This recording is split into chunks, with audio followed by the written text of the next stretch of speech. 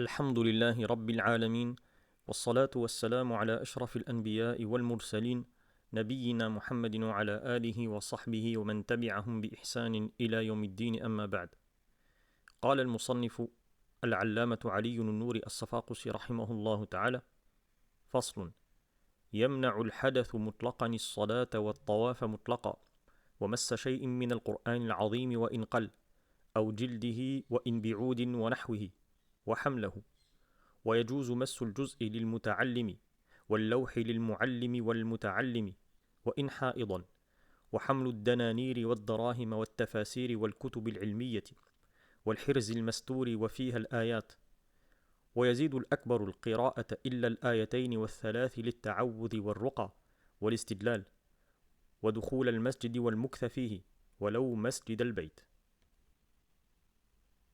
Donc l'allama Ali al-Nouri al-Safaqsi rahimahullah ta'ala consacre cette section à l'exposé des interdictions entraînées par l'état d'impureté rituelle al-hadath, c'est-à-dire les actes dont l'état d'impureté empêche l'accomplissement, qu'il s'agisse d'une impureté mineure, al-hadath al-asghar, ou d'une impureté majeure, al-hadath al-akbar. Il dit yamna'u al-hadath mutlaqan as-salah. Donc l'état d'impureté rituelle interdit dans l'absolu la prière. Par hadath, on entend l'état juridique d'impureté qui affecte tout ou partie des membres concernés par la purification rituelle.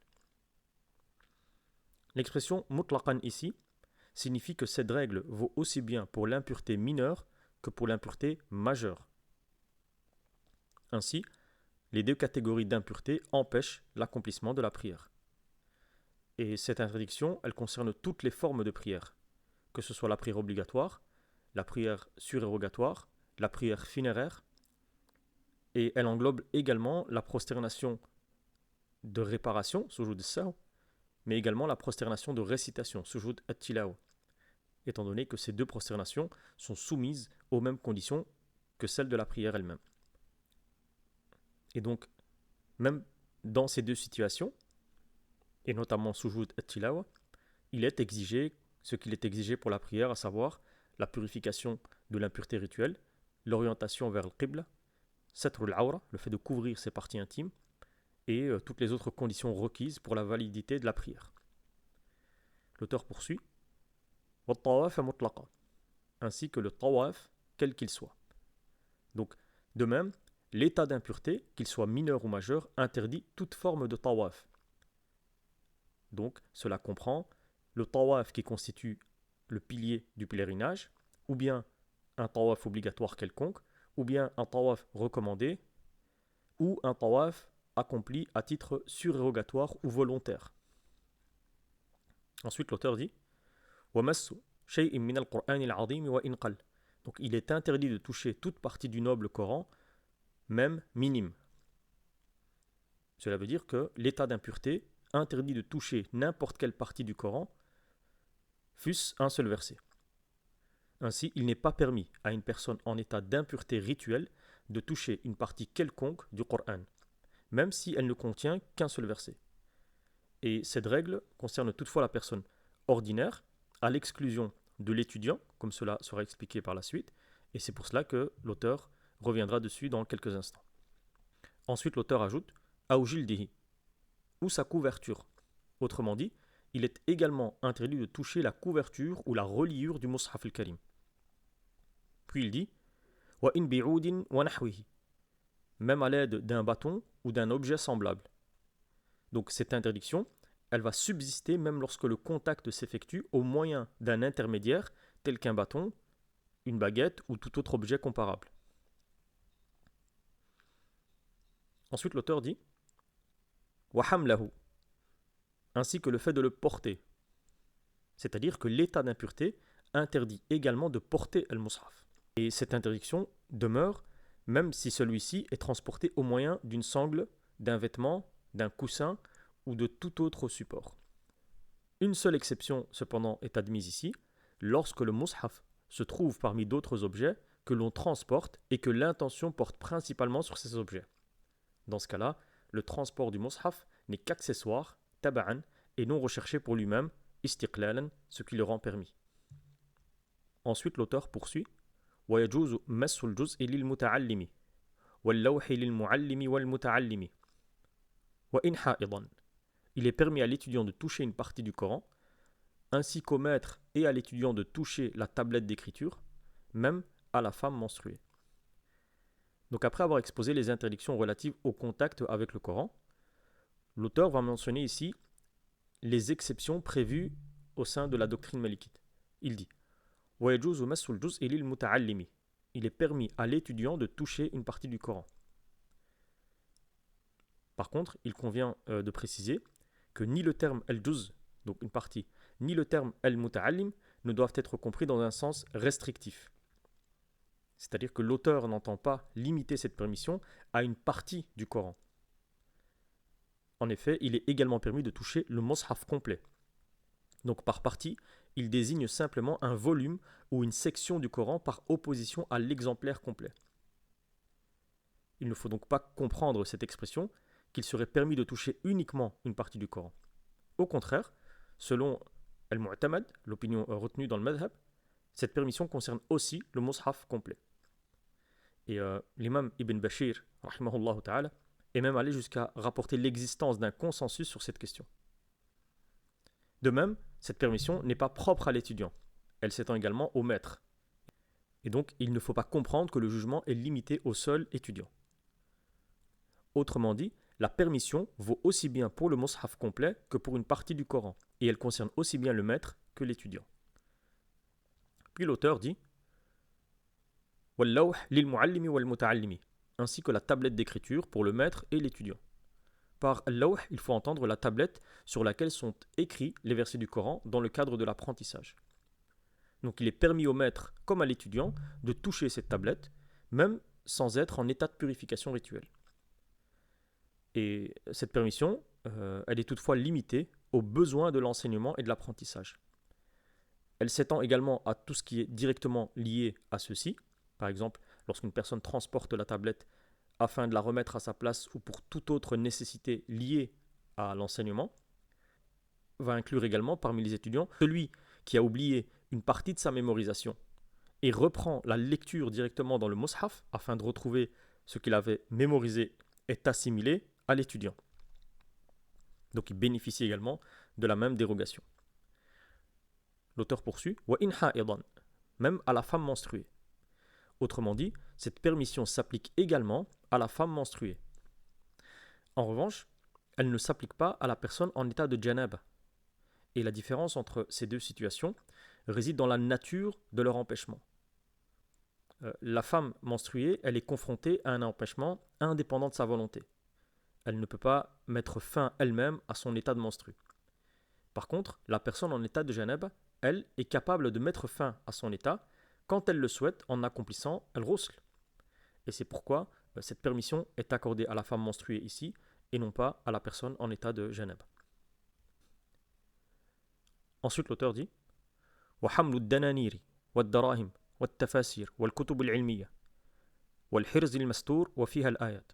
Il est également permis de porter les dinars, les dirhams, les ouvrages d'exégèse, les livres de sciences religieuses, ainsi que les amulettes fermées contenant des versets coraniques. Donc ici, il est permis de porter des dinars et des dirhams qui comportent des versets du Coran. Et cette règle, elle s'étend aujourd'hui aux monnaies métalliques et aux billets portant un verset ou une partie de verset par exemple.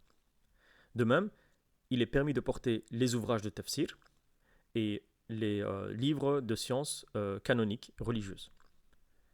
Et ces ouvrages donc ne sont pas considérés, selon l'usage, comme des masahif, comme des mushaf. Et l'auteur ajoute également wal-hirz al-mastour, ainsi que l'amulette fermée. Donc il est permis à une personne n'étant pas en état de purification de porter une amulette fermée contenant des versets coraniques. Et donc ce que mentionnent les savants, c'est que les versets coraniques placés dans des amulettes leur fait perdre l'apparence juridique d'un mushaf. Ensuite, l'auteur dit « Wa fiha al-ayat » alors même qu'elles contiennent des versets. Cette précision s'applique à l'ensemble de ce qui vient d'être mentionné. Autrement dit, bien que les dinars, les dirhams, les ouvrages d'exégèse, les livres de sciences, etc. contiennent des versets du Coran, leur transport demeure permis. Ensuite, l'auteur poursuit ويزيد الأكبر القراءة إلا الآيتين والثلاث للتعوذ والرقى والاستدلال ودخول المسجد والمكث فيه ولو مسجد البيت. L'impureté majeure ajoute à ces interdictions celle de la récitation du Coran, sauf 2 ou 3 versets, dans un but de protection, de guérison ou de démonstration dialectique par exemple ou scientifique. Elle interdit également l'entrée dans la mosquée, ainsi que le fait d'y demeurer, même lorsqu'il s'agit d'une mosquée aménagée dans une maison. Donc l'auteur précise ici que les règles précédemment évoquées, telles que l'interdiction de la prière, du tawaf ou du contact avec le mushaf, concernent indistinctement les 2 catégories d'impureté. Mais il ajoute ensuite les dispositions qui sont propres à al-hadath al-akbar, wa yazid al-akbar. Donc l'impureté majeure ici est à comprendre spécifiquement comme étant al-janab. Donc l'auteur dit wa yazid al-akbar al-qira'ata. Donc l'impureté majeure ajoute l'interdiction de la récitation du Coran. Donc la personne en état de janab n'est donc pas autorisée à réciter le Coran, même de mémoire. En revanche, la femme menstruée, elle, est autorisée à réciter le Coran sans toucher le mushaf. Et la raison est la même que celle déjà évoquée précédemment. Étant donné qu'on avait dit que la femme menstruée ne peut mettre fin elle-même à son état, tandis que la personne en état de janab est capable de lever son impureté dès qu'elle le souhaite en accomplissant al-ghusl. Et c'est pourquoi cette interdiction est propre à la personne en état de janab. Toutefois, l'auteur prévoit une exception, il dit sauf 2 ou 3 versets récités dans un but de protection, de guérison ou de démonstration. Donc la personne en état de janab peut réciter 2 ou 3 versets lorsqu'il ne s'agit pas d'une récitation du Coran en tant qu'acte d'adoration, mais dans l'un des 3 objectifs suivants. Il dit at-ta'awudh, donc dans le but de se protéger, d'une protection.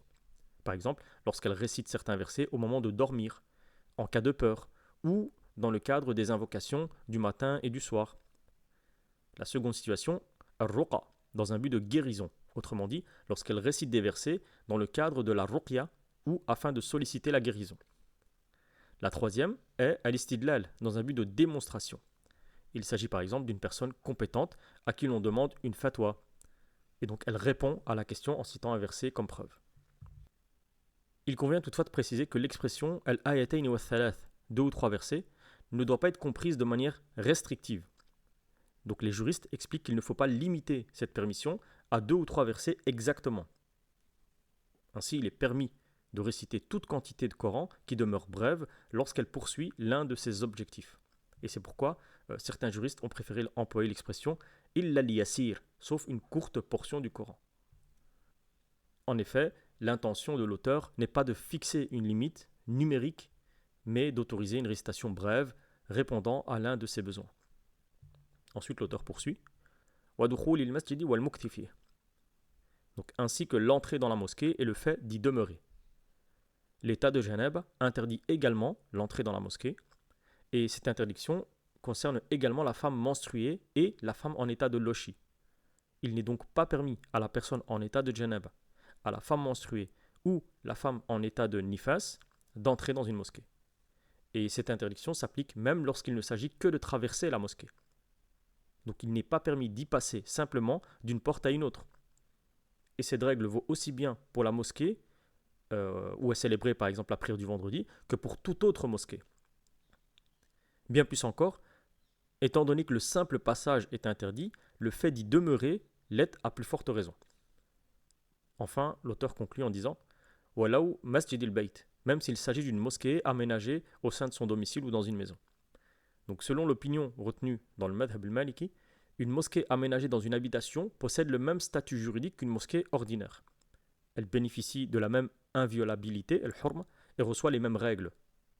Par conséquent, il n'est pas permis à la personne en état de janab, ni à la femme menstruée, d'y demeurer. Wallahu ta'ala alam. وصلى الله وسلم على نبينا محمد وعلى آله وصحبه أجمعين وآخر دعوانا أن الحمد لله رب العالمين